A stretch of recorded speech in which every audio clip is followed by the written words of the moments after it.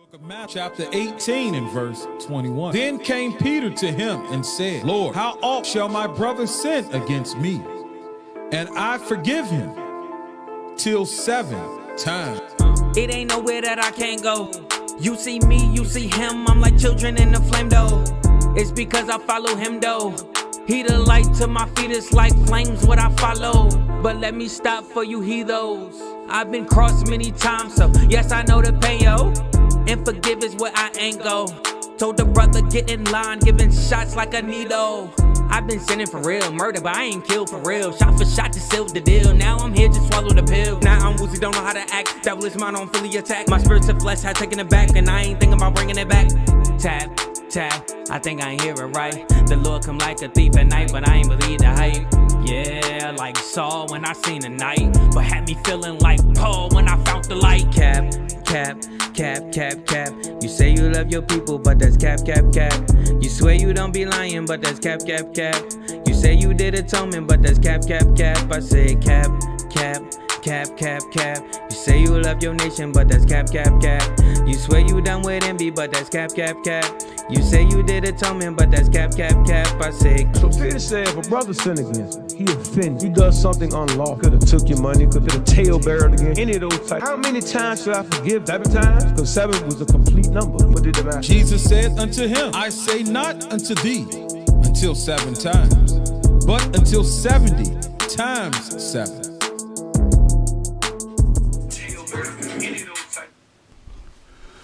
Shalom, shalom, Most High in Christ bless. Lord's will. We got the sound right on this. It's an echo. All right, hold on 1 second, y'all. Switch the screen.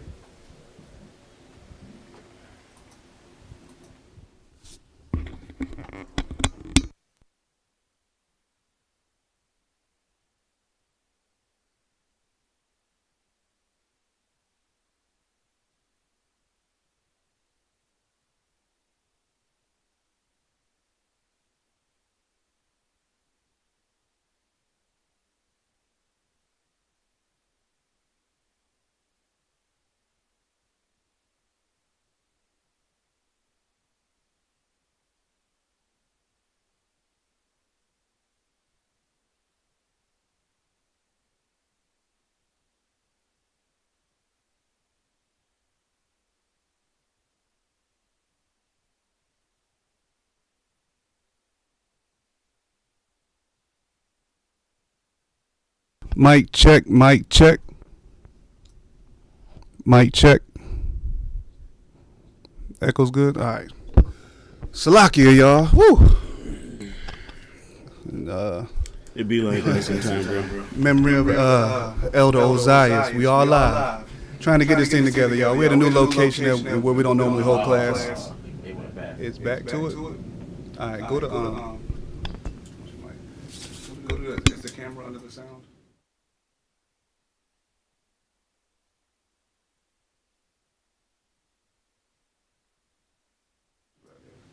Is the camera on the left side where the audio is? I'm trying to. Yeah, you gotta mute the camera. That's what the device is. The camera. All those are muted, right? Except for Mike. That should be us. No, what's the second to last one? Just video capture device. Oh yeah, cut that off. All right, shalom, y'all. Check, check. We getting it together. We good now? Should be good now. Yeah. All right. Shalom, shalom, y'all. Most High in Christ bless. So you want to kill this other one? No, let's just go with it. All right. Whew. Shalom, y'all. We still happy, and we starting this feast of dedication off tonight, and we're gonna go over the mighty Mattathias and the Maccabees, and really we're gonna hone in. Though the point of all of this is really what is dedication about. We're gonna read some history in the Maccabees about the temple getting overtaken by the heathens and the other nations and profaning the altars. But we're also gonna talk about how we got that temple back and how we beautified it and how that relates to what we're supposed to be going through today. I'm Brother Roy, and I got with me Brother Jacob. And we're not gonna try to take too much time up tonight, but we're gonna open up with your script, Jake. Ezekiel 3:11. And thinking about, our sister in the group chat, the things she be going through in her timeline. This is a good scripture to always open up with. That's how it is when you knew. Everybody think you crazy. Right. With the smoke though. Yeah. She's definitely she's with it. She got a zeal. All praises. All right, the book of Ezekiel chapter 3 and verse 11.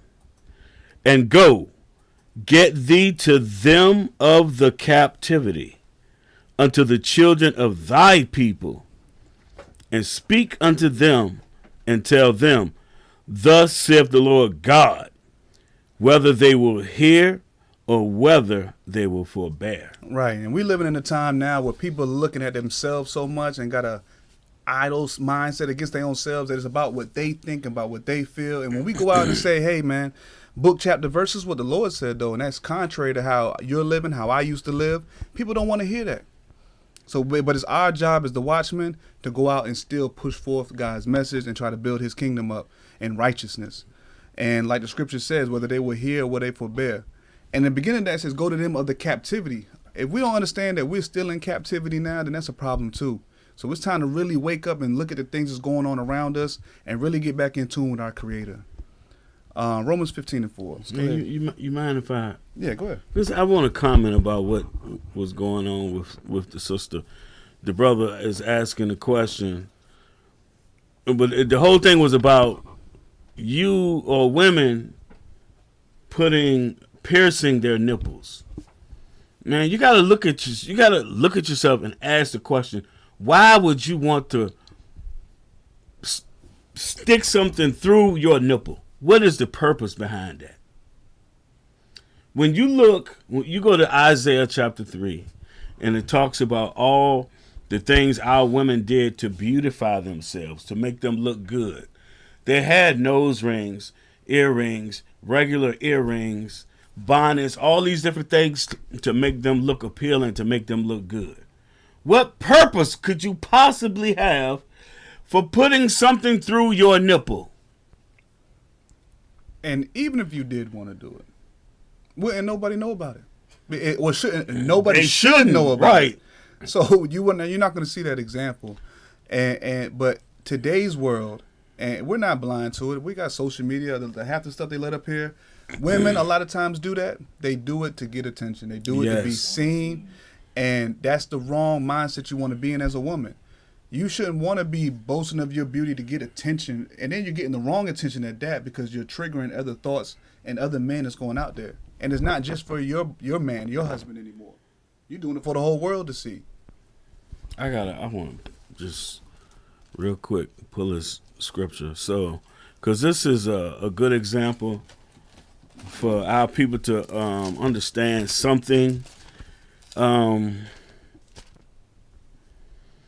Isaiah chapter 29 and verse 22. A lot of people would take this verse and read it and say it means, our people are never going to be light-skinned. It's nothing to do with that. It's literally talking about shame. But read that. The book of Isaiah, chapter 29 and verse 22. Therefore, thus saith the Lord, who redeemed Abraham concerning the house of Jacob. Jacob shall not now be ashamed, neither shall his face now wax pale. So our forefather, Abraham, Isaac, and Jacob, they are ashamed of us right now. Why would you want to stick something through your... What purpose could you have to stick something through your nipple? Your child is for your children. Right, that part too. It don't make no sense. Our forefathers are ashamed of us. Look at us. We didn't come up with that. That came from, like Phil say on their Vice show, them folks.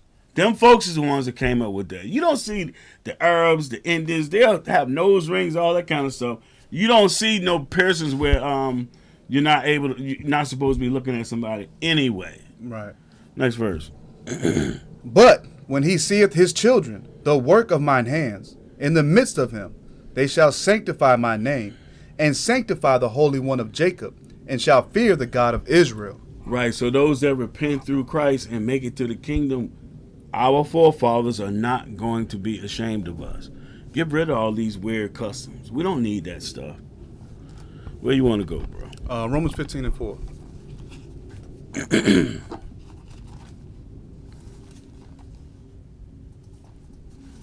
Because we're going to go over some a little bit of history with this dedication and where it came from and how we should still subscribe to the whole entire book from Genesis to Revelations. All these things were written for our knowledge and our growth even today, and it applies to everything that we're going through today. The book of Romans chapter 15 and verse 4. For whatsoever things were written aforetime were written for our learning, that we, through patience and comfort of the scriptures, might have hope. Right, and that's what we want. We want to have a hope to look forward to. Right now, people are running around blind, not knowing what to grasp or what to look into. And then, just like we was talking about with this situation, when we try to explain things, show them the scriptures, show them that what God, how God wants us to move, all they say is, "Stop judging me." Well, look at your sin in your past. Look at your skeletons in your closet, and that's all they do. They can bring up your time. They can bring up your past, but we can't go into our history and look at the examples that were set, whether they were good or bad, enough for us to learn from them. Mm-hmm. And we don't want to hear to that. But then when somebody says, "Hey, I messed up. Let me show you where I messed up." No, you can't judge me because you messed up. We're never going to correct the sin then. There's never going to be a time. That's the question I asked when I got on the post. I said, so when is the time for correction? Well, she trying to act like she perfect. It ain't about being perfect. Somebody's trying to correct you. That's love. Trying to show you a better way. Exactly. And all you kind of do is poke a hole in it to discredit that person telling you the truth. My brother Arye said it last week, or maybe on the phone call we had the other day, that you'll have people that don't want to hear the message because of who the messenger is. Mm. And that's the problem. We got to get over that. We got to humble down and be meek. We got to humble that spirit down. Well, hey, remember the Lord said that they didn't hear him, they're not going to hear you either. Right. We still got to tell them, though. Right. And then if they once, twice, 3 times, you got to dust your feet and keep it moving. Because all we can do is prevent the information, try to teach it through the scriptures, but it's up to the Lord to give you the increase. Let's go ahead and get into the class. Let's start with Numbers. I'm not going to read a whole lot of this, but we just want to go back. It's something I seen brother Just post earlier this week. Yeah. And I think it is a great place just to show where we dedicated the temple after King Solomon rebuilt it. So Numbers chapter 7, verse 1. We're going to read a couple verses here. The book of Numbers chapter 7 and verse 1. And it came to pass on the day that Moses had fully set up the tabernacle and had anointed it and sanctified it and all the instruments thereof, both the altar and all the vessels thereof, and had anointed them and sanctified them. Right. So you see what's going on here. Keep going. That the princes of Israel, heads of the house of their fathers, who were the princes of the tribes, and were over them that were numbered, offered. Right. And then as you read down, well, let's jump down to verse 10. Verse 10. And the princes offered for dedicating of the altar in the day that it was anointed. Even the princes offered their offering before the altar. Keep going. Verse 11. And the Lord said unto Moses, they shall offer their offering, each prince on his day, for the dedicating of the altar. Right. So each prince, each representative of the 12 sons of Israel, all went on their day and gave offerings and sacrifices on the altar for the Lord, dedicating the altar and sanctifying it. So this is the setup from the beginning of how things were supposed to be, and set it up for the Levites to do the offerings for us. And then what we're going to get into, and if you watched class last week, was how the other nations constantly went and defiled our temple and went and defiled our altars to the Most High God and made it unclean and trodden it down, or even got us to the point where we couldn't even make our offerings and observe our laws anymore. So that's the part we got to understand as it transitions to today. So even like I was telling my sons, we don't have a temple built right now, but I try to explain to them that we are that temple now. Our life, the way we present ourselves, is a sacrifice to the Lord daily. The beautification that we're supposed to do to the temple is what we're supposed to do now to our own selves, and getting rid of those unclean things and bringing in the stone, bringing in the lively stones, which bringing in the commandments of Christ basically and building up our temple. Say it again. Right, the chief cornerstone that we should be building our foundation off of. All right, now let's go to 1 Samuel 15, just because we were talking about these different sacrifices. 15 and Was it 22? 22. Yeah, we just read this last week. When we were talking, because of what I just said about us. Not, you see, because we get so caught up in the law of Moses, the Old Testament, the Torah, about the things that were done away with. This was added because of sin. Sacrifices were added because of sin. You're trying to make peace with the Most High God. But go ahead and read this. This is the book of 1 Samuel, chapter 15, and verse 22. And Samuel said, "Have the Lord as great delight in burnt offerings and sacrifices as in obeying the voice of the Lord?" Right. So which one does the Lord enjoy more? Your sacrifices because you're constantly sinning and trying to make an atonement for that? Or your obedience to the commandments he gave you? Keep going. Behold, to obey is better than sacrifice. Right. To obey. Obedience is showing your love to the Most High God. Just like if you tell your children to do something and they don't listen. Is that showing love or are they showing hatred toward you? It's the same relationship and dynamic the Lord set up on earth as the relationship and dynamic we're supposed to have with him. It's better to obey than to sacrifice instead of trying to atone for those sins over and over. And that's when you get into what the law is done away with really means in Hebrews. Go ahead. And to hearken than the fat of rams. Right. It's better to listen than bring the fat of rams. Go ahead. Verse 23, for rebellion is as the sin of witchcraft, and stubbornness is as iniquity and idolatry. Right. So these are a lot of traits that our people carry right now. Rebellion and stubbornness. Just like the person that kept rebuttaling on the post, just stubborn. Didn't want to hear anything, just wanted to get their point across and didn't learn anything and wanted to continue to rebel. Before you could tell me what to do, you got to be perfect. So you're going to continue in sin. Okay. Go ahead. Because thou hast rejected the word of the Lord, he have also rejected thee from being king. Right. And you can relate that and saying you're going to reject it and not inherit rulership, inherit the kingdom. And that's the whole purpose of our walk, is to inherit that eternal life in the kingdom. Instead, we want to keep rebellion and being stubborn and stay in captivity. Sirach 35. And then we're going to get into the Maccabees.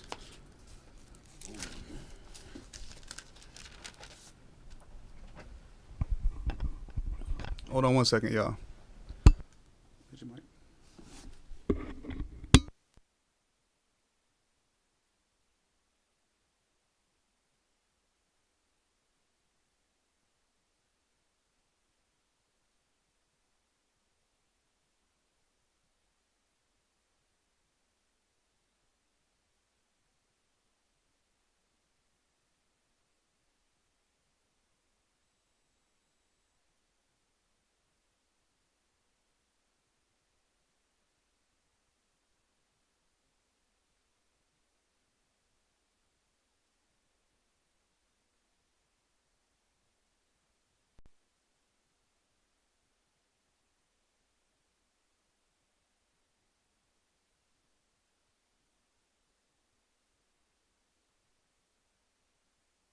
Give us, bear with us a couple more seconds, y'all. We're going to get it straight.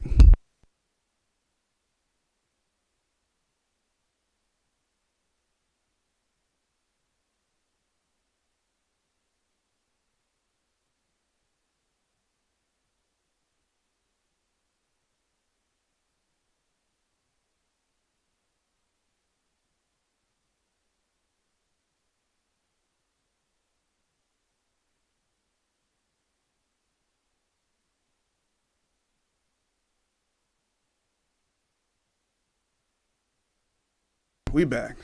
Sorry. Having these, I don't know. Maybe just me, but y'all a little blurry. But other than that, y'all good. hold on. Don't do it yet.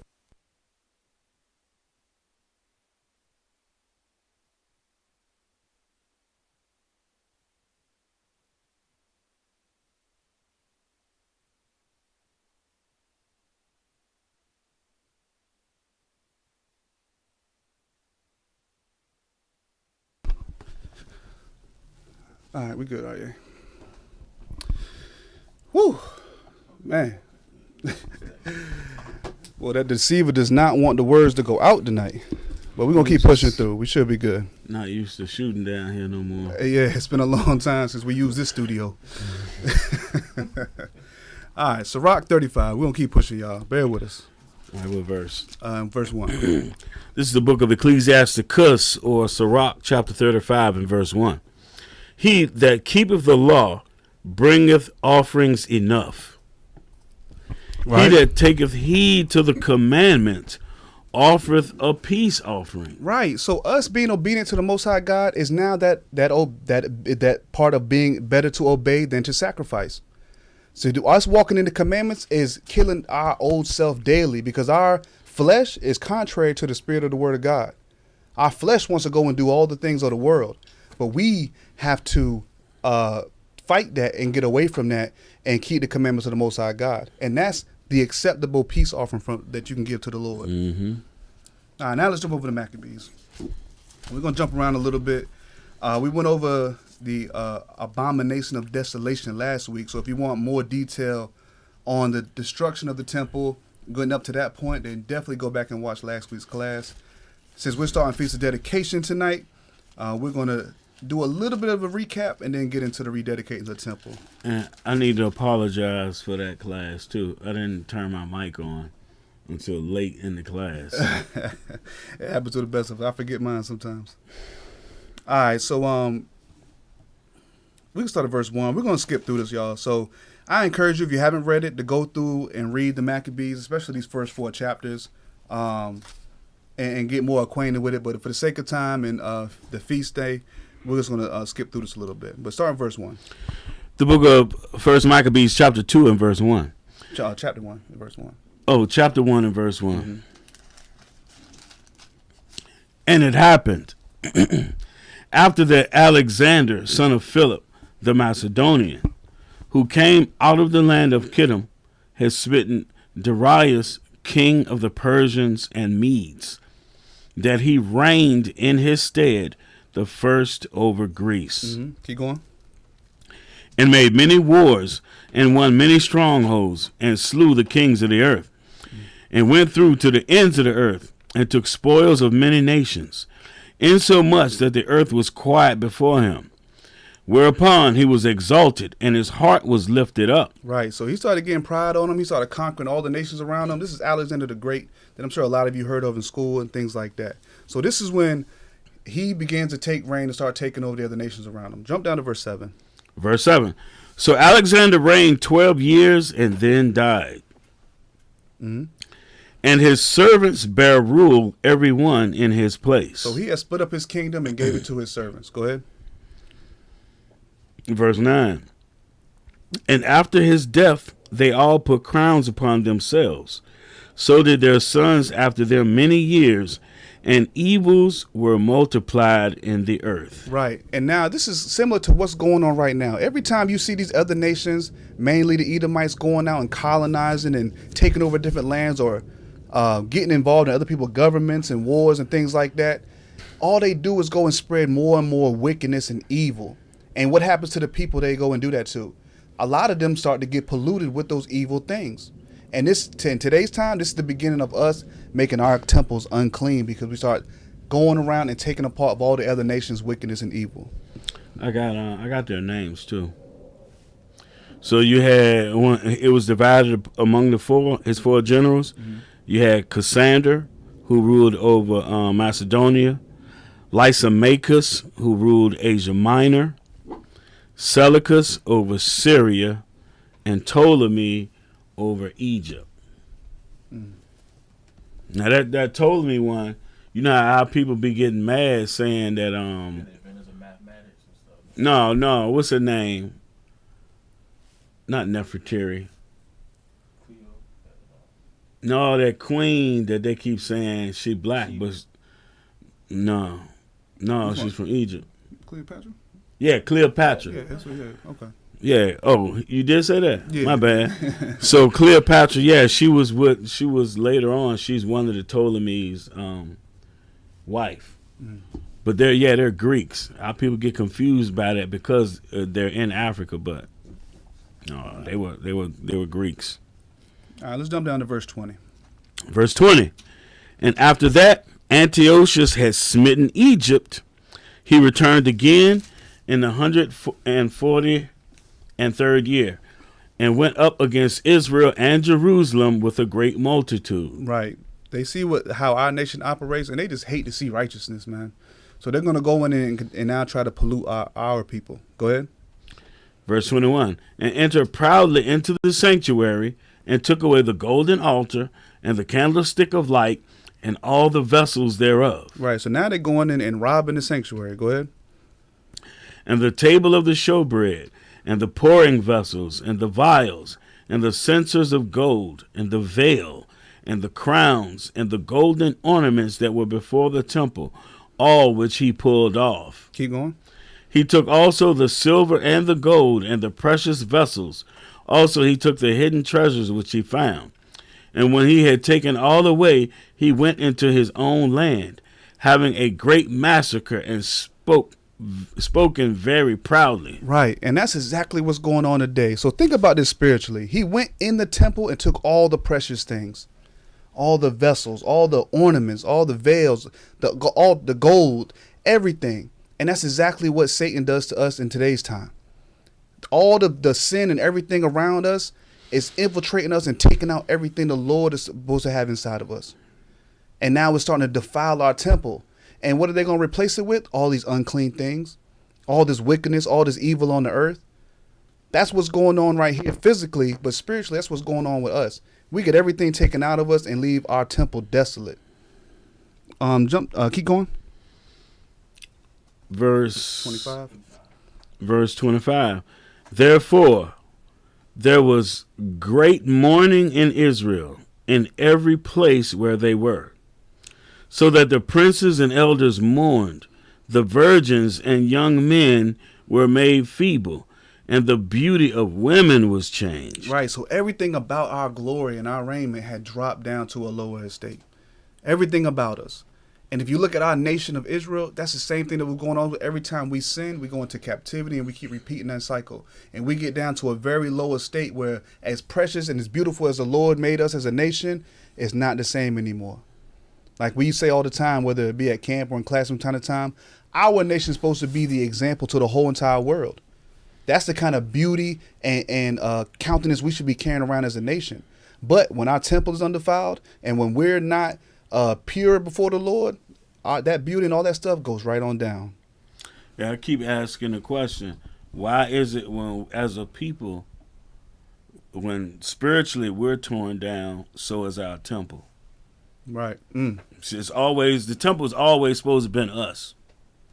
All those things that they took out of the temple supposed to be in you. The candlestick of light, the showbread, all that, the law, all that is supposed to be in us. Verse 26.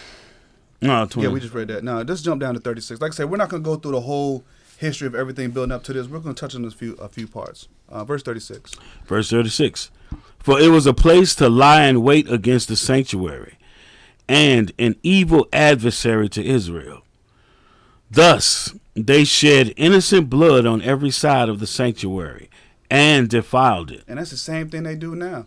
They just go and kill, rape, rob, and murder, and do everything they want to do and defile everything they touch. Keep going. Insomuch that the inhabitants of Jerusalem fled because of them, whereupon the city was made an habitation of strangers, and became strange to those that was born in her, and her own children left her. Right. And even back then, our people had the knowledge to know, man, these people are not doing righteousness, and they still fled. Our people right now welcome it with open arms, hold hands on the front line with all the other nations in their wickedness. But even back then and throughout these stories that we're going to read tonight, you're going to see how a lot of our people still stood solid on the Lord, keeping the Lord's commandments and not following after all these heathen wicked ways that were being pushed on them. Keep going. Verse 39. Her sanctuary was laid waste like a wilderness. Her feasts were turned into mourning. her Sabbaths into reproach, her honor into contempt. Right. Everything that's supposed to be righteous has now been flipped now. Keep going.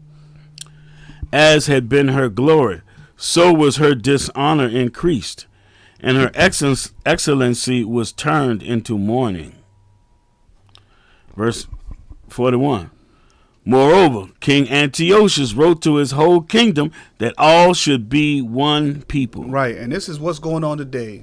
I pledge allegiance under the flag, United States of America, one nation, COVID, we're all in this together. That's the mentality they want us to have. Because when we're mixed amongst all of them and we're in sin, they know the Lord's not with us. But as soon as we want to separate and claim our heritage, all of a sudden we get called out. We anti-Semitic, we all kinds of wickedness, or we conspiracy theorists, whatever it might be. Every type of form of slander comes against us when we try to separate and know who we are. Keep going. 42. Verse 42. Mm-hmm. And everyone should leave his laws.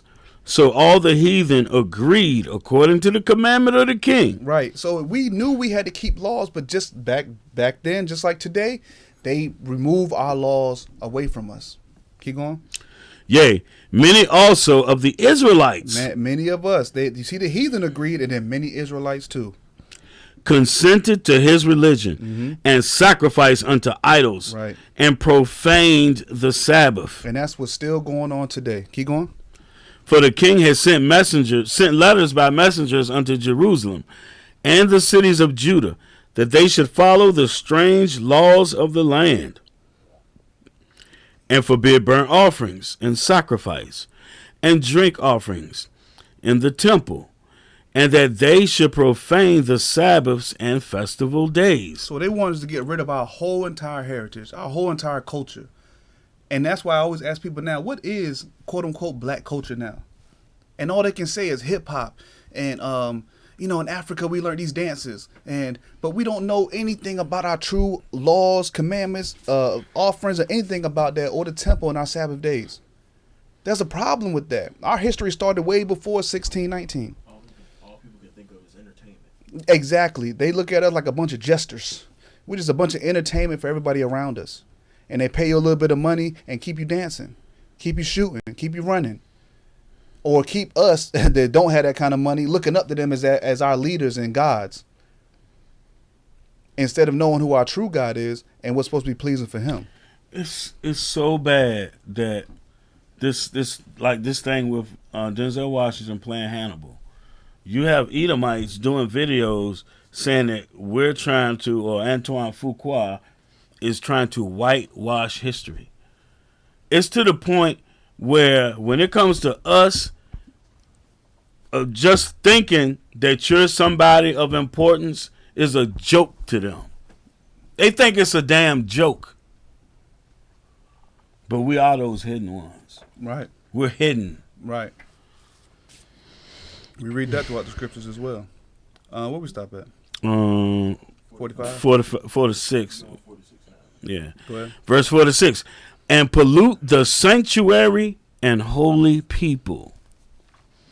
Set up altars and groves and chapels of idols, and sacrifice swine's flesh and unclean beasts. Even at this time, we knew swine's flesh was still unclean. Keep going.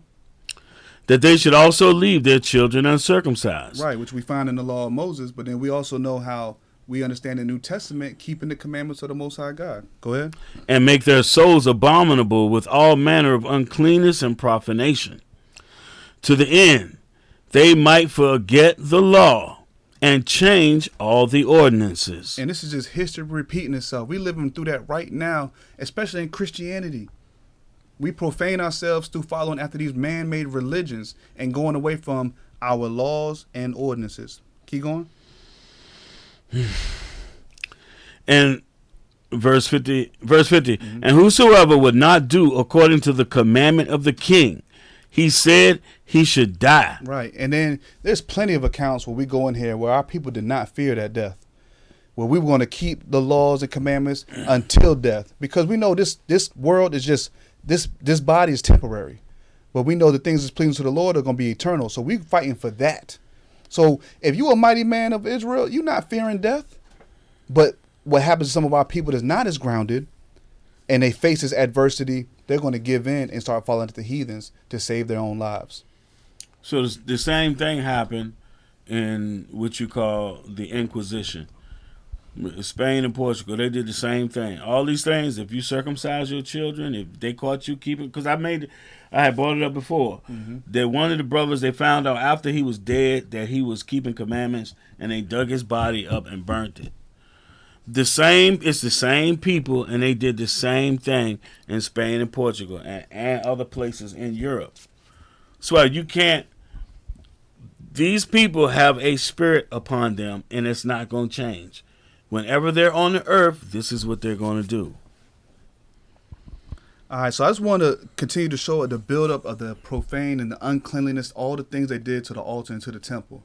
And spiritually, this is the same things that we're battling with by following after the heathen customs and ways instead of standing on the laws and commandments of God. All right, let's go to chapter 2 and verse 1 real quick. The book of 1 Maccabees, chapter 2 and verse 1. In those days arose Mattathias, the son of John, the son of Simeon, a priest of the sons of Joarib, from Jerusalem, and dwelt in Modin. Right, mighty Mattathias. All right, let's jump down to verse 6. Verse 6. And when he saw the blasphemies that were committed in Judah and Jerusalem, he said, Woe is me! Wherefore was I born to see this misery of my people? And that's what we hate to see right now, our people engulfed in all these heathen and other nation type of ways. It really, brother, you say it all the time, I hate this place. But really, we hate to see our people suffered in this place. And a lot of them is ignorance. And then the ones that really get us frustrated is the willful ignorant ones. And it's so, and it hurts because we just see our people getting destroyed left and right. Even not, and we see the destruction coming of our people left and right. Bro, I remember being at a funeral for one of my relatives, and then I got a cousin that preaches. And this dude went and put some pork on his plate, and he smiled at me and said he was going to pray over it. Just mocking. But you see, we reading in this, we were like, no, to hell with you. You got to kill us. We're gonna go over that soon. It's been a while, but the mother and her 7 sons. Yeah, and they weren't Eleazar, the priest, he didn't want to trick the people. Right.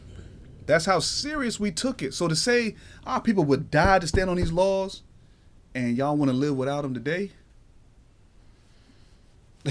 Well, you're seeing the result of living without them. Right. You're seeing it. And that's the part. I say it all the time, because we so honed in on our little life, our little Mr. Life, that we think, man, well, just our part and what we feel matters. It does not matter. The Lord establishes from the beginning. It's still standing today. We the ones that got to get in tune. The Lord don't got to get in tune with us. That's what some churches say. The Lord changed for these times. People they take things for a joke. Everybody can see what's going on in Gaza. You can see it. It's horrible. Why is it nobody can intervene? Why can't nobody stop it? It's because it's the Lord's doing. It'll stop when He say. And He's using these other nations to increase the wickedness. And we just read where King Alexander, his 4 servants went out, and what did it say? The sins increased, the wickedness increased on the earth. Same people. Right. Same people. Alexander the Great, the Greeks and the Romans, they're the same people. And they're the same people today that's over in Jerusalem, that's over in Europe and in the United States on top running things. It's the same people. This is their job. I don't care what you think. This is their job. That's why nobody can stop them. That's why they have the best militaries on the earth. No one can stop them from doing what they're doing, because the Lord is the one that's got them killing folks. And believe it or not, He's doing it on our behalf. He gonna make them kill each other up for us. And people always want to ask, well, what about the other people? They doing their job. Yeah. We need to do ours. Yep. If you don't think what's happening over there, if you don't think it's coming here, something wrong with you. Everyone, the rod of punishment for the earth is the so-called white man. They are the vessel of wrath that Paul is talking about in Romans chapter 9. Ain't nothing you can do about it. They're going to kill everybody they're supposed to kill. Could be All me praise. and you. Hey, but we're going to read it in a minute. We're going to die zealously serving the law and keeping the commandments of the Most High God. Right, what verse we at? 7. Verse 8? Well, we Still got in 7. Let me yeah. read it from the top. He said, woe is me. Wherefore was I born to see this misery of my people and of the holy city, and to dwell there when it was delivered into the hand of the enemy, and the sanctuary into the hand of strangers. My man Mattathias was vexed seeing this and seeing his nation, his city going through the things they were going through, and seeing the state that they were in with all the heathen nations coming in there. Ezra said the same thing. Keep going. Verse 8, her temple is become as a man without glory. Man, that's us today. We're walking around, men and women, without any glory because we defiled our temples. Go ahead. Her glorious Oh, vessels. and that's, man, and just like we were saying at the beginning of the class with that situation, and other men and women that dress provocatively and things like that, you think you're beautifying yourself, but you're really devaluing yourself, not being modest, not keeping the commandments of the Lord, not being discreet and keepers at home and husbands of one wife and keeping your family house in order. Instead, you rather do all the provocative things or the sinful things and think that's bringing you glory, but it's really not. It's doing the exact opposite. Like, I think I just made a repost of a memory yesterday about when women over-sexualize themselves, the real men don't respect that. Mm-mm. They might look at it as an opportunity, but the real men don't respect it as, oh, that's my wife in the future. That's the mother of my children. They don't respect that. Because we defiled ourselves. We see it, but we don't understand how spiritual it is. You have defiled yourself. When you get a brand new car, what happens as soon as you drive it off the lot? It devalues. It devalues. So as soon as you get promiscuous and start showing yourself and being a whoremonger, the price is going down. It's just like the sanctuary. The strangers are not supposed to be in the sanctuary. Shoot, all of us couldn't even get through the whole temple. Only the Levites. Oh, no, right. We couldn't even Right. get through the whole temple, and they just come and defile the whole thing and rob it.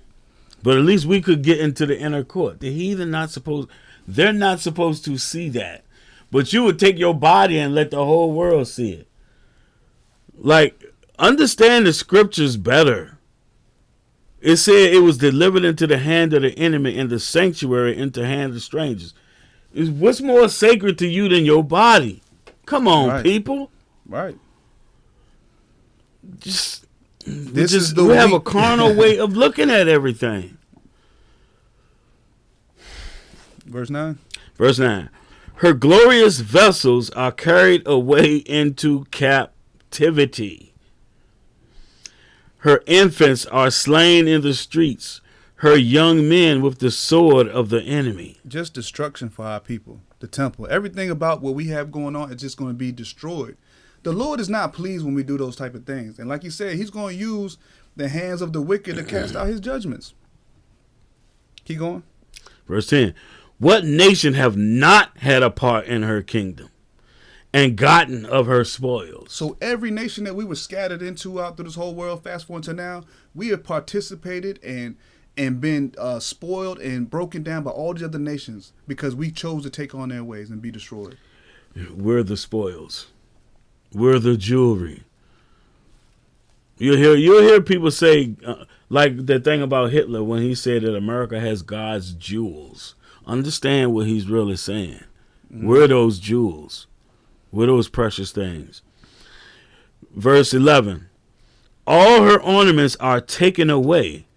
Of a free woman, she is become a bond slave. And that just made me think about Django. I don't know why, when he was searching for his wife Mm. and how they used her as a bed wench.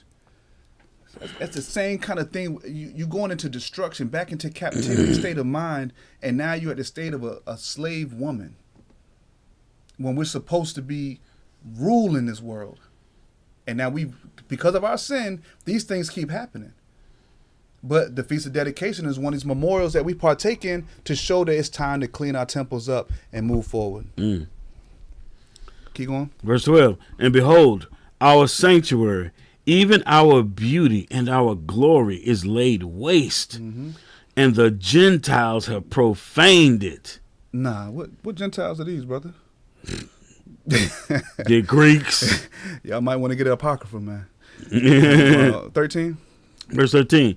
To what end, therefore, shall we live any longer? It's almost like, what's the purpose anymore? What's the purpose of our nation even moving forward anymore when we just laid waste like this? We got to consider these things and value ourselves more. Jump down to verse 19.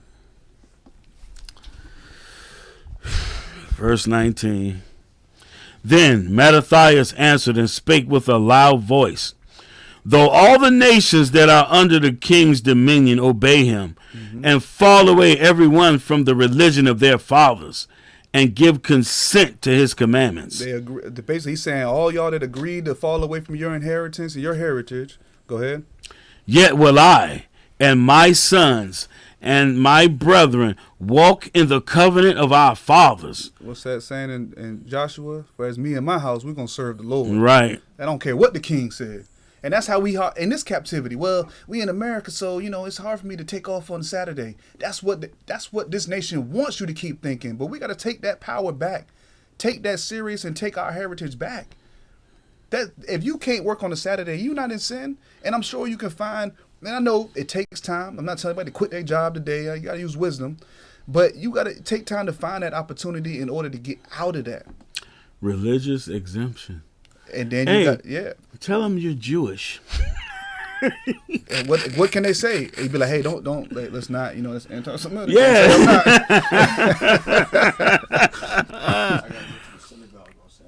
Right. Yeah. Right. I'm going to temple. And then we got to better ourselves too, so you're not working at if you got to for a time being at a McDonald's where they can fire you for any reason. Get yourself in a position where these real corporate jobs, whatever it might be, have to acknowledge these things. And even the McDonald's and stuff, they not escape from it, but they can fire you a lot easier because you ain't got no union, you ain't got no representation, nothing like that. But you really got to try to work towards those type of things in order for us to keep our laws in this captivity with all this wickedness going on around us. Keep going. Verse 21. God forbid that we should forsake the law and the ordinances. Nah, just not into the New Testament. It'll be all right. God forbid that we should forsake the law and the ordinances. So if this account is, and Mattathias is saying, God forbid that we should forsake the law, why would the Lord change that? Why would the Lord change that? He didn't. In Malachi 4, it said, remember the law of Moses. And that's in y'all Bible, that's the last book in the Old Testament. Right. You got to consider these things, man. And you saying you ain't got to follow that's Old Testament, brother. So why you got the whole book? You might as well just get one of them little small ones that just got the book of Psalms in there. What you carrying the whole book for? Why you got a KJV in all the pews? I'm going to read it, bro. Go ahead. The book of Malachi, chapter 4 and verse 4. Remember ye the law of Moses my servant, which I commanded unto him in Horeb for all Israel with the statutes and the judgments. That is the last book and the last chapter of your Old Testament. Yeah. But when you get to Matthew, it's gone. Come on now. We just got, come on.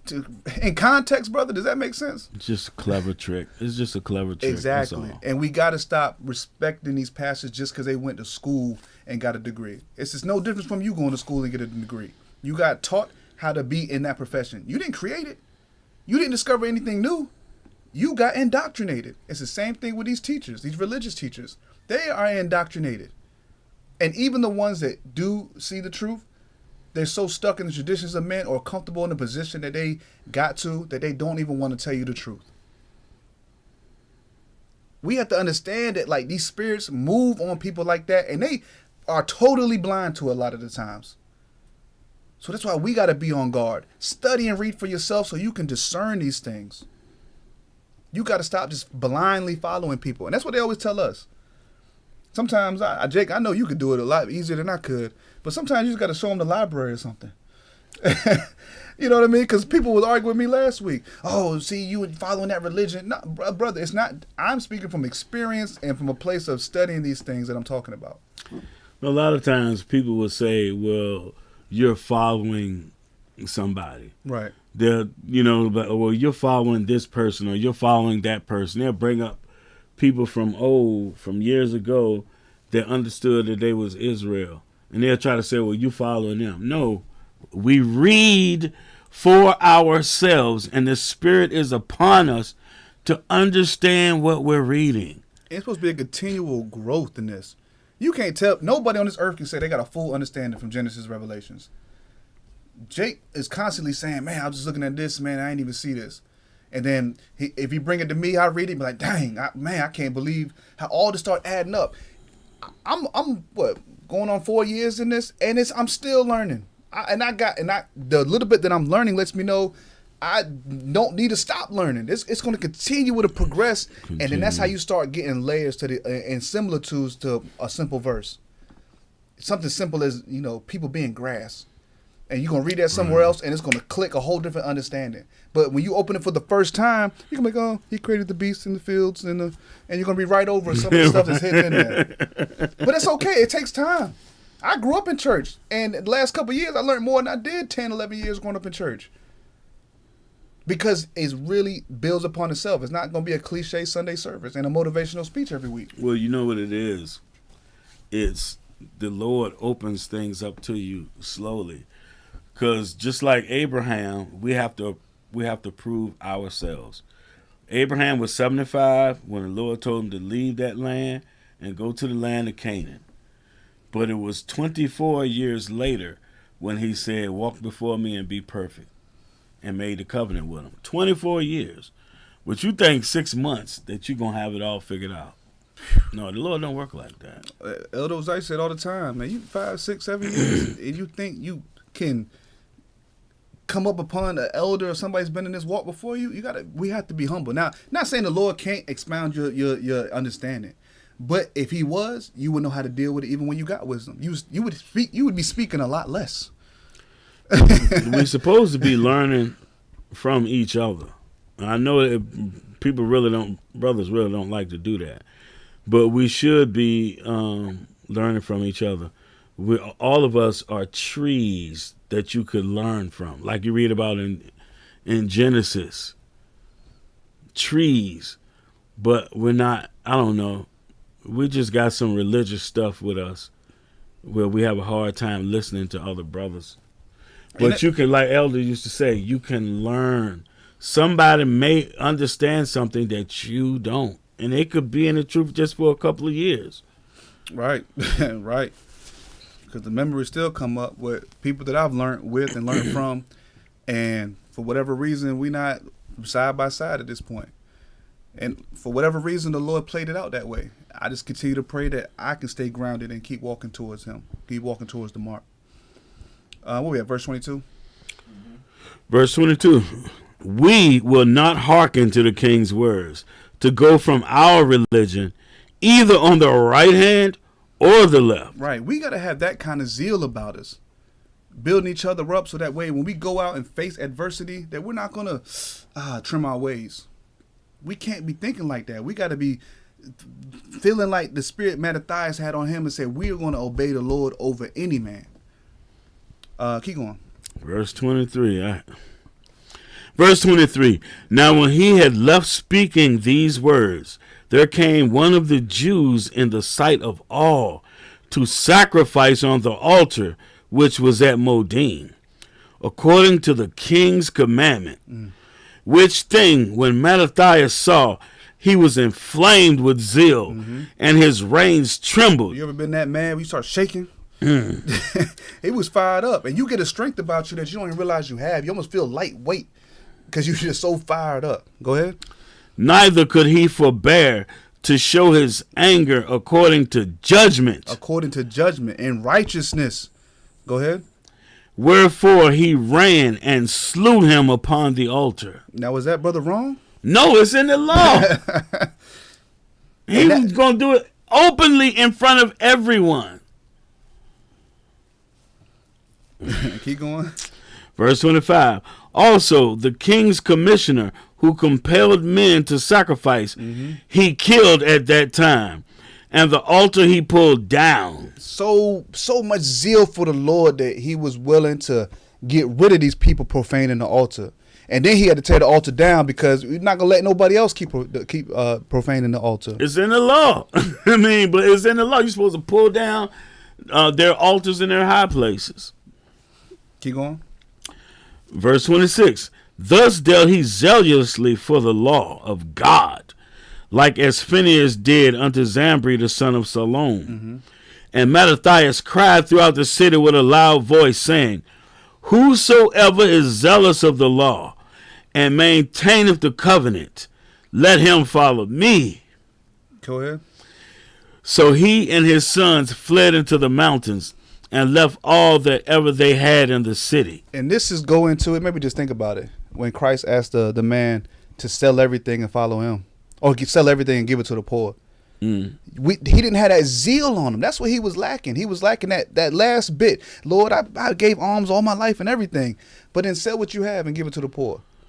These brothers were able to, with no problem, no hesitation, drop everything and go. And he separated himself from all them other people that didn't want to keep the covenant and the laws. That's the mind state that we really got to be standing on the Lord for. Now, it's not our time to go and cast judgment on people physically, because they might have a chance to repent with Christ. So it's not our job to go cast killing right now and things like that. That's not time for that right now. But it's still time for correction, because that death is going to come still. It just ain't going to be by us. So we're trying to warn people of that death. Reread in Romans 6:23, the wages of sin is death. The things you earn in that sinful lifestyle, your reward is death. So our job, just like the sister earlier, we're trying to warn our people from being in that willful sin and keep the covenant and the laws of the Most High God. Let's jump down to 41. No, I'm sorry. Man, there's so much I want to read this, but for the sake of time, let's go ahead and jump to. Man, I want to read it. Verse 64, just because, well, you know what? I'm going to say that. That's going to be another class. Let's go to chapter 3. Where do you want to start in here? Because there's a whole lot to read in here, too. Hold on. Verse 50 down or something else? Yeah, we got to read at least 45 to 50. All right. Go ahead. The book of 1 Maccabees, chapter 2 and verse 45. Then Mattathias and his friends went back. Went round about and pulled down the altars. And what children soever they found within the coast of Israel uncircumcised, those they circumcised valiantly. Mm-hmm. They pursued also after the proud men, and the work prospered in their hand. So they recovered the law out of the hand of the Gentiles, and out of the hand of the kings. Neither suffered they the sinner to triumph. Right. Look at the zeal these brothers had on them to go around and stand this hard for the Lord. Get back their law, circumcise the children, tearing down the altars of all these unclean gods and idol worship. But nah, brother, hey man, let them do what they do to be happy. If that makes them happy, let them do it. That's evil. That's so much hatred when you know your brother or sister is doing something evil in the sight of the Lord. That's hatred to say, nah, brother, if that man love that man, let him love him. What they got to do with me? That's hatred. That's hatred. There's no other way around it. Because you don't care to see. You believe this, and you know, hey, the Lord hates that, and you're going to die. But you're going to say, well, if they like it, I love it. How does that sit right with you when you know the judgment is coming for people being in willful sin? Like the situation you talking about, that man loves another man. What did that brother say a couple weeks ago at camp? Didn't he say he didn't want to be gay no more? Oh no, that was last summer. I don't know if that. I might have missed it but I know who you're talking about. I might have missed it if he did say that. But I know we got it at camp in Virginia Beach, where that brother was saying that, and he was out there with his mother. Ozias was teaching him. Yeah, but a couple of weeks ago, the brother sat down. I can't remember who was teaching. I he remember sat that, down. I didn't. I think Jose. Oh yeah. I don't think I was on that side, man. But all praises. But then you got to start making a change. You can't just give the Lord lip service. That's Right. what he said. Christ himself said that. You serve me with your lips. That's it. So we gotta you gotta put forth action in order to get a result. We quick to put our kids in football camp, basketball camp to get them better in that sport, but we don't do the same kind of exercises when it comes to the scriptures. We got to put in that work. I tell my kids are young, but they're like, in order to get stronger, they don't understand. You got to work out those muscles. You can't just say, "Oh, I'm strong." Well, what does that actually mean? Oh, I love the Lord, but you don't do nothing He say do. What does that really mean? Hatred. Keep going. Verse 49. Now when the time drew near that Mattathias should die, he said unto his sons, Now have pride and rebuke gotten strength, and the time of destruction and the wrath of indignation. Now therefore, my sons, be ye zealous for the law, and give your lives for the covenant of your fathers. Until you feel like you don't want to keep them no more. Shame on you. And this is another class that I was putting together. I went right to this verse because this is how we're supposed to be teaching our sons and our daughters to be zealous for the law. King David did the same thing with King Solomon. Go and show yourself a man and keep these commandments. But somehow we don't, and this is why we have unruly children. And generation after generation, it's the same thing. Us as men especially, we have got to get back in our rightful places ahead of these homes and rule over our gates according to the Lord. Not according to a bunch of madness and folly and all that stuff. Or like the scripture say, don't be a lion in your gates. But we had to rule our households according to what the Lord set up. That's going to give you the perfect order and harmony in your gates. You're doing everything the Lord said do. You think He's not going to bless you for that? But you trying everything else and you keep praying for a blessing. I'm going to ask y'all a question. Who on this earth is saying that we need to keep God's laws? Think about that. You got the people that claiming they're the Jews. Are they telling people to keep God's laws? You got the Christians claiming to be the people of God. Are they saying to keep God's laws? No. Only the Israelites are doing that. And somebody what early this year said keeping God's laws is the broad way. Get out. Come on, man. Come on, man. You must really be living in a box. Yeah. If the majority of people you know is saying keep the laws. I want to read more on this, but for the sake of time, let's jump down. This is verse 67 real quick. The book of 1 Maccabees, chapter 66. Chapter 2 and verse 66. As for Judas Maccabeus, he have been mighty and strong, even from his youth up. Let him be your captain, and fight the battle of the people. And that's what we got to do. We got to raise our sons and our daughters to be mighty from their youth up. Go ahead. Take also unto you all those that observe the law, and avenge ye the wrong of your people. All praises. Keep going. Recompense fully the heathen, and take heed to the commandments of the law. Seems kind of important, doesn't it? Yeah, why you think the Lord is with them? And exactly, I was about to say it because they go throughout all these. We're not reading all the battles they went into, but all the different battles they went into, they were overcoming them. Man, I got to pull this verse, man. What you want? Daniel. I'm not sure if it's 11 or if it's 8, because obviously Mattathias and his sons they know the Lord.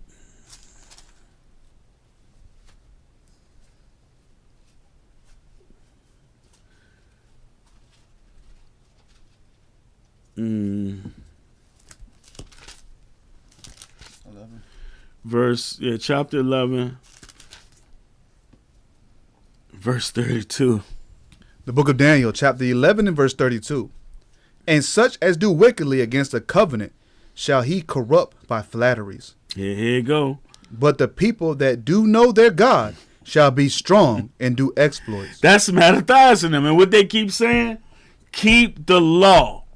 Keep the covenant of your fathers. Read the next verse. And they that understood among the people shall instruct many. Yet they shall fall by the sword and by flame, by captivity and by spoil many days. And that happened to them. There was an end to this, but they still restored the temple. But they know their God. They kept the commandments. Goodness. Praise. First Maccabees chapter 2 and verse. Oh, you want to read the rest of that? So I was gonna move Oh, where was we at? we just read we'll 68. read 68 again. Recompense fully the heathen and take heed to the commandments of the law. This is we read it so many different places. This is our knowledge and wisdom. This is our strength. This is Christ. These are the stones you building upon. But so how can you take these things away? So what did they say? If this is the building, you're building something. This is the sure foundation and the structure you're building it on. What happens if you take away a load-bearing wall? It's gonna fall apart. It's going to fall apart. Or it might stand a little bit, but a little wind, a little rain, a little water, what he was saying, Luke and then Matthew, what's going to happen to that? It's going to fall. It's going to be like you built it in sand. So all of these components of the law are load-bearing walls for our structure. It's things that's going to hold us upright. We got to consider it that way. And if you take those things away, that house is going to fall.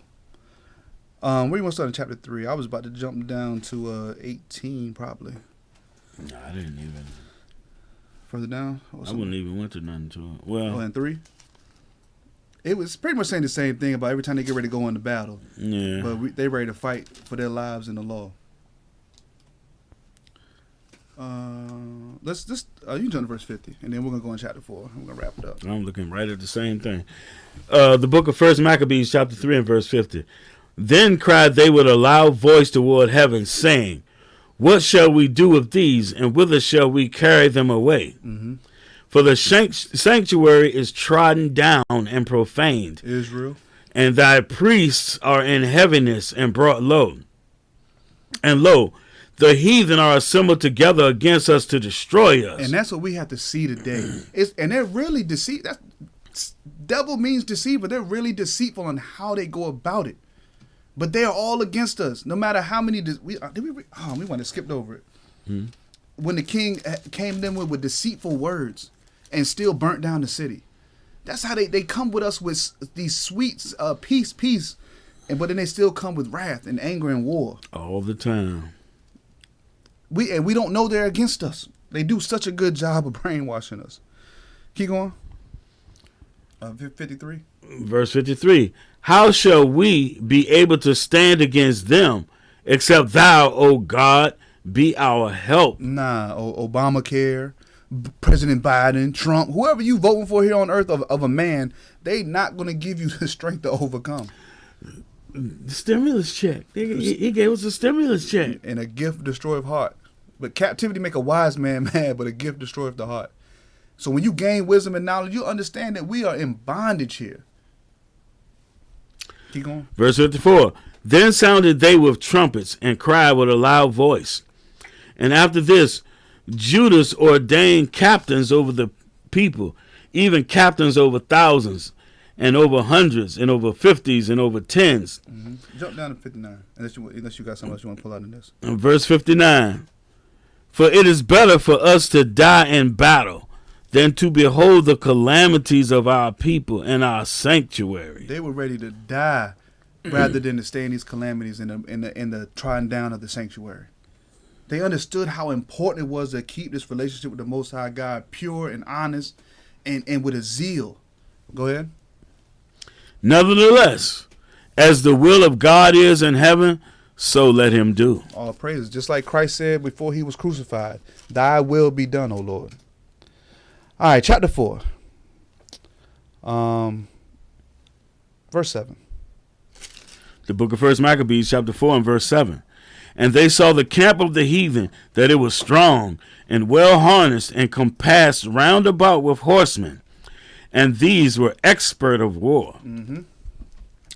Then said Judas to the men that were with him, fear ye not their multitude, neither be ye afraid of their assault. Remember how our fathers were delivered in the Red Sea when Pharaoh pursued them with an army. Right. And that's Passover and Feast of Unleavened Bread. All of our feast days have a meaning or a memorial to them.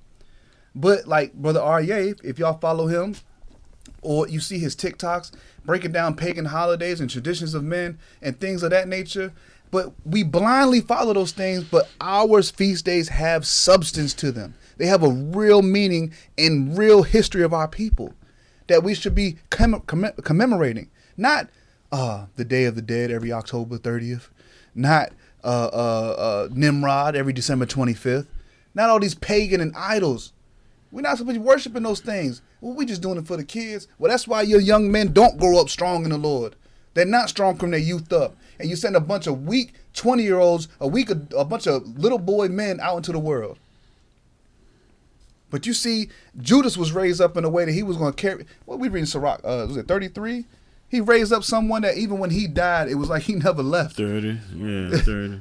We ain't gonna do it. That's gonna be another class. I don't want to hit all my other precepts. We're gonna be teaching the same class twice.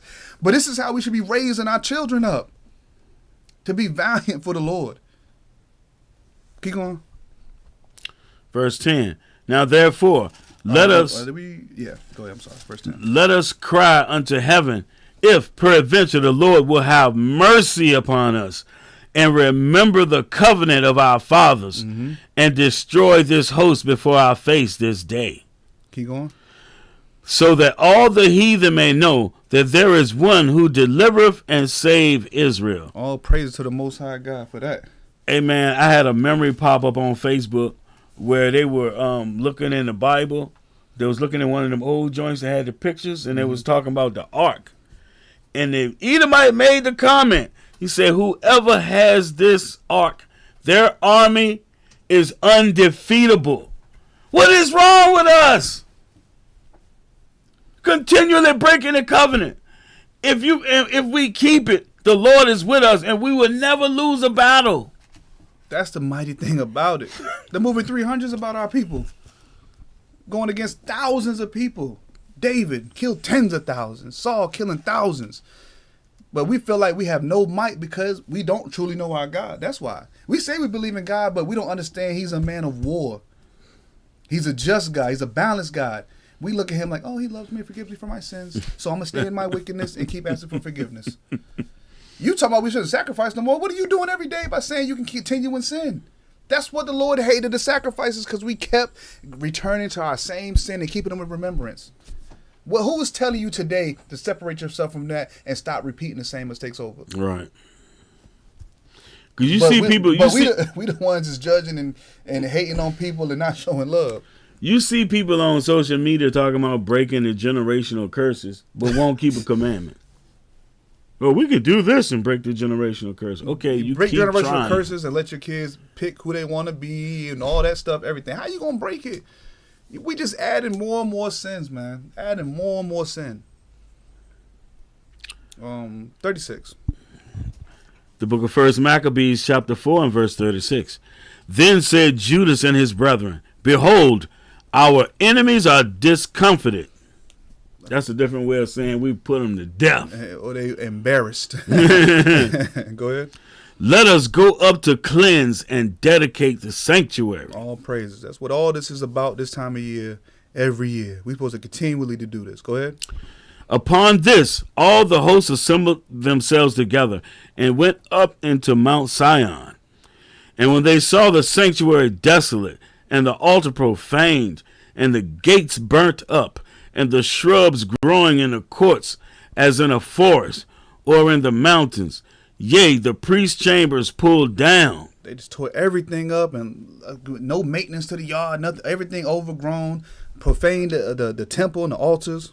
Just like you. They've done the same thing to you. They have defiled you. Verse 39.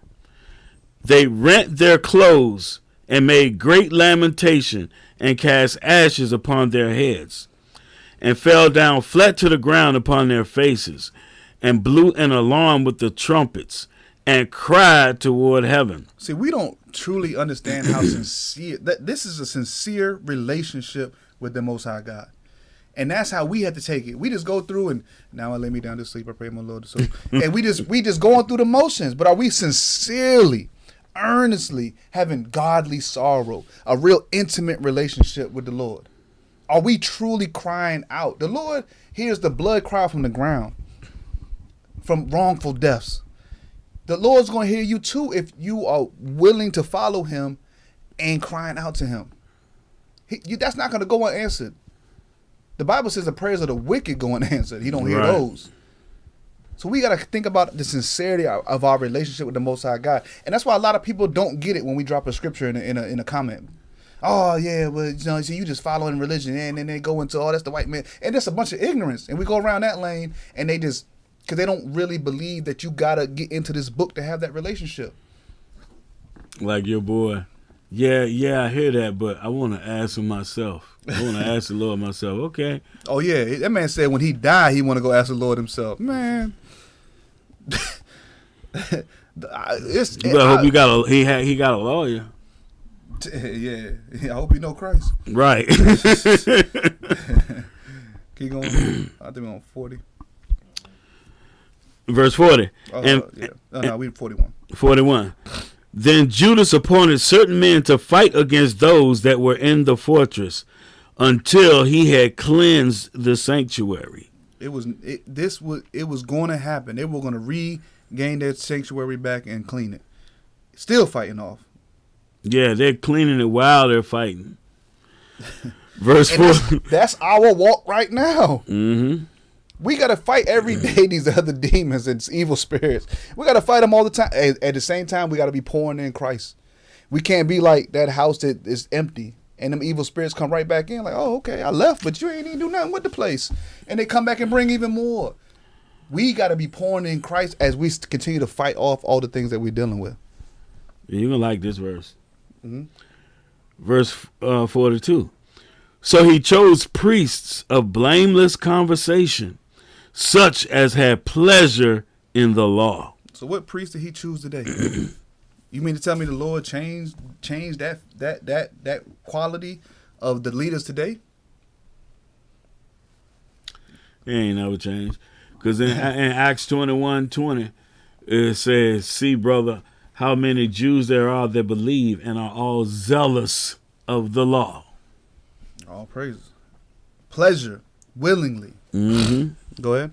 43.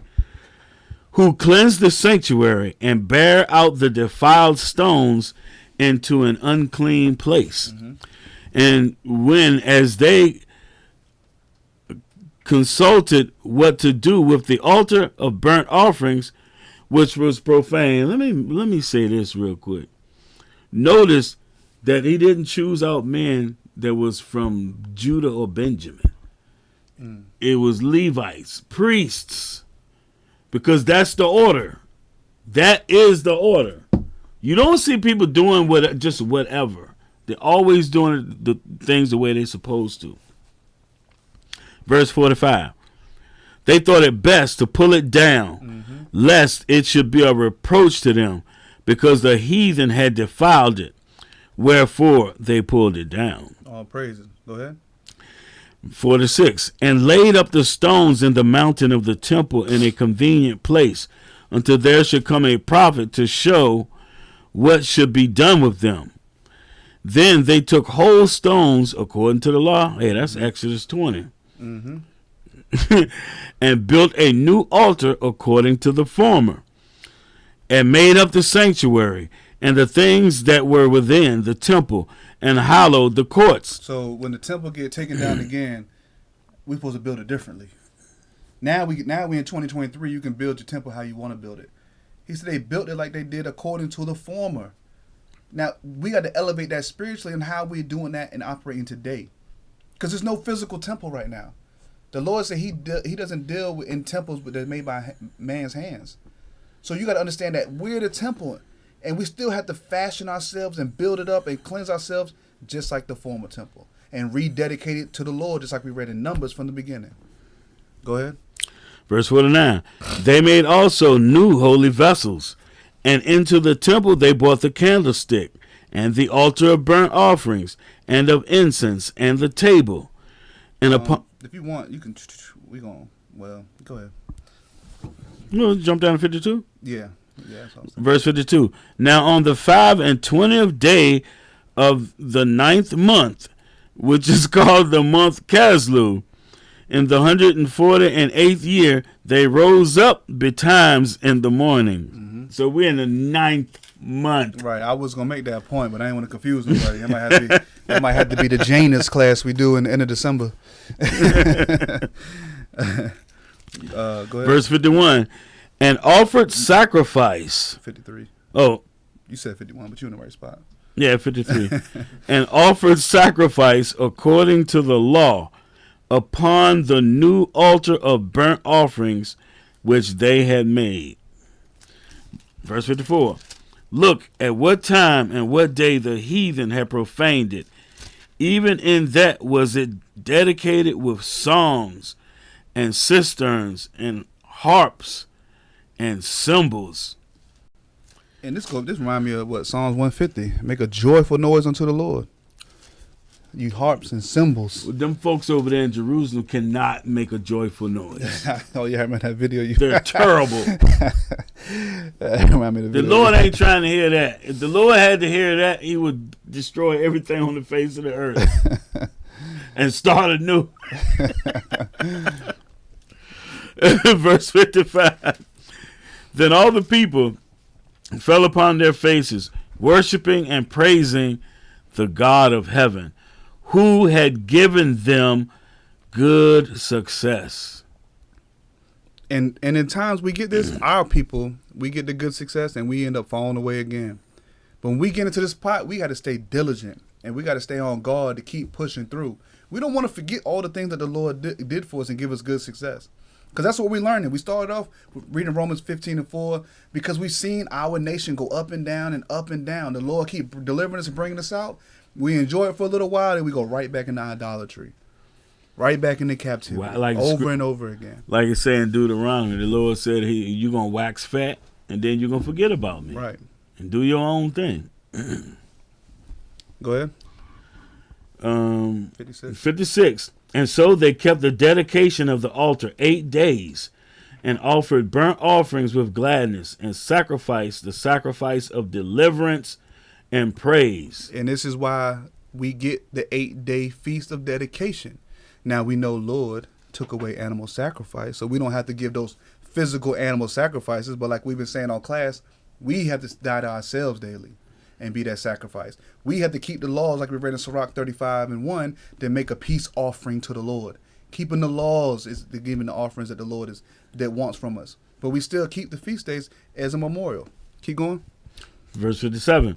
They decked also the forefront of the temple with crowns of gold, and with shields, and the gates and the chambers they renewed, and hanged doors upon them. Thus was there very great gladness among the people, for the reproach of the heathen was put away. And that's how we got to be perfect in the Lord.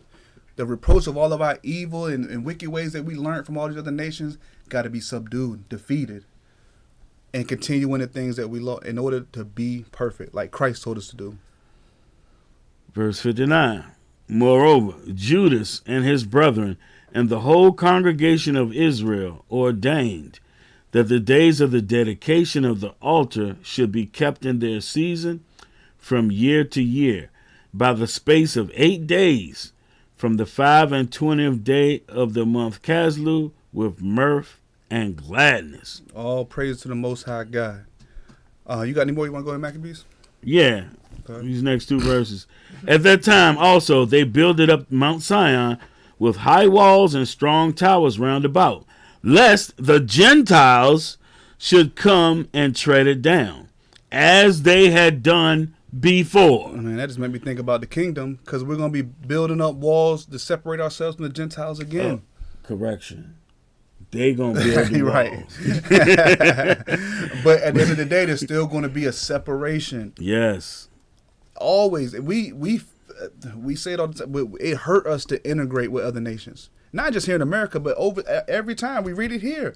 Because we read in chapter 1 where the Israelites said that we're going to do what the king do, just like the heathen said. So it's the same thing when we integrate. So that's why we have to separate ourselves. Just like the analogy of you put one rotten apple with the whole bunch, it's going to spread. You put a little leaven and leaven with the whole lump. And it's all feast day.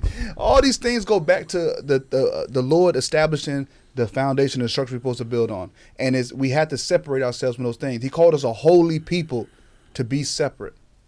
In these memorials, you're supposed to remember it. And why these things happen and why the Lord gave us the victory. You're supposed to remember that. But the whole purpose of all of these things that they're doing is for you to the end that you will forget and change the ordinances, change the things that you do the way you would live. You want to be a part of everybody, and you're going to forget what the Lord gave you. Deuteronomy 73. Well, yeah. The other nations pulled us away, and we're going to start worshiping other gods. Nimrod, right? All the Valentine's Day Cupids and all that stuff. We think it doesn't mean anything to put a tree up, but if the tree was never put up for idol worship, you would not do it today. Nope. That's the argument I was having the other day. Well, I don't worship the tree and I'll bow down to it, brother. Where'd you even learn to put a tree up from? Yeah, it was Tyshawn. Somebody asked him, was like, why do you put gifts under the tree? Yeah, that's irrelevant. That's what he said. That's irrelevant. Or something like that. Oh, you don't see, when you put that gift under there, you bowing down in front of that tree. And when whoever picks up that gift, they bowing down in front of that tree. And you read it, is it Esdras? Where it talks about you got to put the food up there and then somebody else eat it or something like that because the idols can't eat it. Like, you giving all these gifts to these idol trees, but they're idols. It's the same fashion as all the idolatry throughout the scriptures. That's you talking about the John Bell and the dragon. Oh, okay. When Daniel laughed at him because he told Daniel that Bell ate so much and drank so much a day. But then you got to pick Baal up and move him to the next place. We laugh. We don't take that stuff serious, man. And a lot of it is because we haven't read this book for ourselves, and we haven't done anything it said do, so we don't have any understanding on these things. And it takes time, but you got to be willing to take that first step and humble yourself. Mm-hmm. Verse 61. Yeah, verse 61. And they set there a garrison to keep it, and fortified Bethsura to preserve it, that the people might have a defense against Idumea. But God so loved the world. A defense against Idumea, who eventually came in, and they were the Herods. Your Antipater, Antipas, all them dudes. Herod Agrippa, all them dudes. Herod the Great, they were Idumeans. All right, a couple more scriptures and we're going to wrap this up. John 10 and 22. Oh, yeah.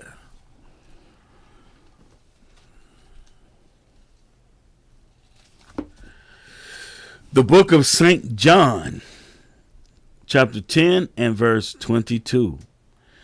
And it was at Jerusalem, the feast of the dedication. Man, where y'all get that from, church?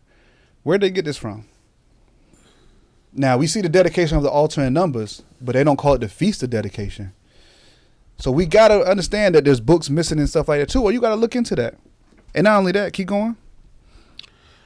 And Jesus walked in the temple in Solomon's porch. So Jesus kept the feast of dedication, and we know we're supposed to walk like he walked, right? So why are we doing everything else but what the Lord told us to do, or the feast that Christ kept? Even when he was a child, they coming back from Passover.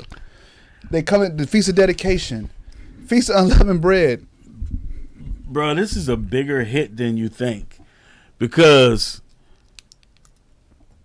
they celebrate Christmas on the 25th, and then they celebrate New Year. 5 days later, 7 days later, right? But it says it was winter. Right. It was winter. But remember, and we read in Maccabees, this is the 9th month. Right. So you're in the dead of winter, you're in the 9th month of the year. Yeah, you're in the 9th month of the year. That's a good point. I'm glad you Yeah, brought that up. yeah. Months later, it's gonna be the springtime, and you're gonna have Passover, Which is but it's around March and April every year. Right. 3 months later. This is in the dead of winter. This is in winter. It's right by their Christmas. All right, 1 Peter 2.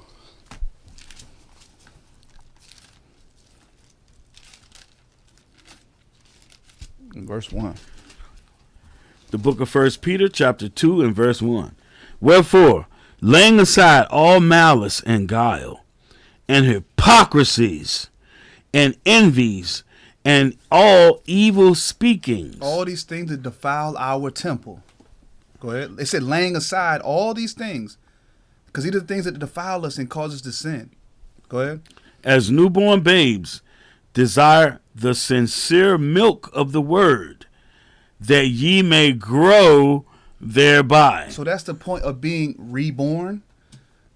And not literally, I got to go into my mother's womb. Like the Pharisees said, what do you mean I got to go back in my mother's womb? No, you got to renew your mind like you read in Romans 12 and 1 and 2. You got to become a new creature.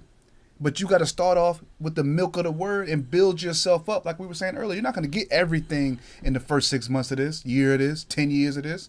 It's going to continually be grown. But you have to start with the milk to continue to grow, just like that. He showed us with children, they start off with milk. They can't talk, they can't walk. But as they get older, they start getting, put some cereal in it. All right, now they can start eating some solids. And then you see them physically growing as well. Spiritually, these are the things that we have to do. Taking on the simple things that we can digest until we can grow our appetite and understanding more. Excellent, because this is why there's no growth in the church. Because they try to jump straight to the meat and they cannot digest it because they never had Chris milk. Order a well done prime steak. Right. They have not had the milk and thinking they can digest the meat. No, it's just sitting in their intestines. And even in Hebrews 12 and 5, where even teachers, you got to desire the sincere milk of the word and be taught again. It's a humbling experience so you don't, that way that pride doesn't puff you up. That's the kind of mindset we got to approach these things in. Go ahead. Verse 3. If so, be ye have tasted that the Lord is gracious, Keep going. to whom coming as unto a living stone, disallowed indeed of men, but chosen of God and precious. Right. This is that stone we're going to build our temple on. Keep going. It's the same way with us, man. It's following after Christ. Following him and keeping the commandments. It's the same way. Disallowed of men. Right. But chosen by God. That's beautiful. That's beautiful. Well, we would have stayed in John 10 and 22. I think like verse 24 was saying, you don't understand me because you aren't my sheep. My sheep do hear me, though. Yep. And those are the ones that are chosen by God. Go ahead. Verse 5. Ye also as living stones. As lively stones are built up a spiritual house in holy priesthood to offer up spiritual sacrifices accepted to God by Jesus Christ. And that's all praises for the Most High God allowing his son to be this mediator for us and allow us to have repentance and come back into the fold. But we got to take this serious, though. We got to take it serious when we're starting to lay this foundation on Christ and build up. Keep going. Verse 6. Verse 6. Wherefore also it is contained in the scripture, behold, I lay in Sion a chief cornerstone, elect, precious, and he that believeth on him shall not be confounded. All praises, because we can't just have the law and not have Christ. We got to have the law with the understanding of Christ and how to apply these things and live day to day, to show that true love and charity to our brothers and sisters, to reflect on ourselves and get rid of this uncleanliness and build up. Jump down to verse 9.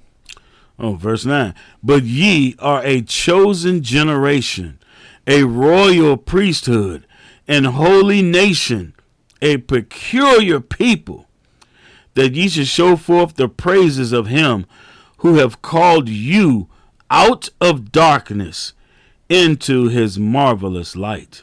And all those names of our people right there can be precepted throughout all the scriptures, and it's only talking about the nation of Israel. Keep going. Verse 10, which in time past were not a people. All the nations that got pulled away and fell away and went into idolatry and Hellenistic periods, like we read in the Maccabees, who fell away. Though we weren't God's people when we fell away and did all those abominable things, but he allowed us to have a chance through Christ to re-enter and build our nation back together. Keep going. But are now the people of God. So that could be another class, and I think you might touch on this when you do your Gentile class soon. But no, I might just come to this verse this Sabbath. I'm doing the Samaritans, and it's going to surprise some people. Yeah, it's going to surprise some people. Finish it off. Which had not obtained mercy, but now have obtained mercy. I'm going to have to pull this. All praises.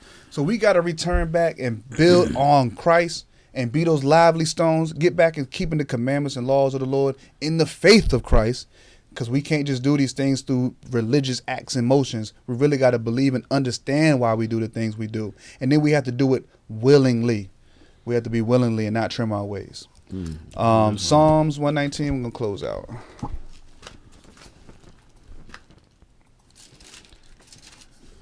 And going back to what the brother said about he didn't want to live that lifestyle anymore. Psalms 119 and verse 9. The book of Psalms, chapter 119 and verse 9. Wherewithal shall a young man cleanse his way? So now you have some understanding of who you are. How are you going to clean out this temple that's been defiled? Go ahead. By taking heed thereto according to thy word. Right. So we got to take heed according to God's word. All of his words. Jump to verse 33 real quick. And then Can I hit 18 first? Go ahead. I mean, Psalms 119 is one of my favorite chapters. We could probably read this whole thing. Go ahead. Verse 18. Open thou mine eyes, that I may behold wondrous things out of thy law. So why would you want to get rid of something when you can your understanding can increase and see the wonderful things of the Lord? That's why we in the mind states that we're in, and we pretty. When it comes to the Lord and you don't keep commandments, you know what? I don't even want to say that word. I almost said it. You know, that's offensive now. You have a learning disability. If you're not keeping the Lord's commandments, you're not functioning with the much brain capacity that you could be functioning with. This is David, right? Mm-hmm. David wrote these Psalms. And David keeps saying he's not going to stray from the commandments. All through the scriptures, he's praying to keep me in line. The law is in his heart. He's meditating on his precepts, which means law. But you got folks that say, like to call each other king. Well, how you doing, king? What's going on, king? But not understanding what it takes to be a king. What is one of the laws that David had to do every day? When you go back to Deuteronomy, and they say that the king can't multiply wives or horses to himself, right after that it said he has to have a copy of the law and he has to read it every single day. And this man constantly talking about, I'm not going to stray from your precepts. I'm going to keep your commandments. That's why we wanted to jump to 33. But like you can find 100 of these in Psalms 119. Verse 33. Verse 33.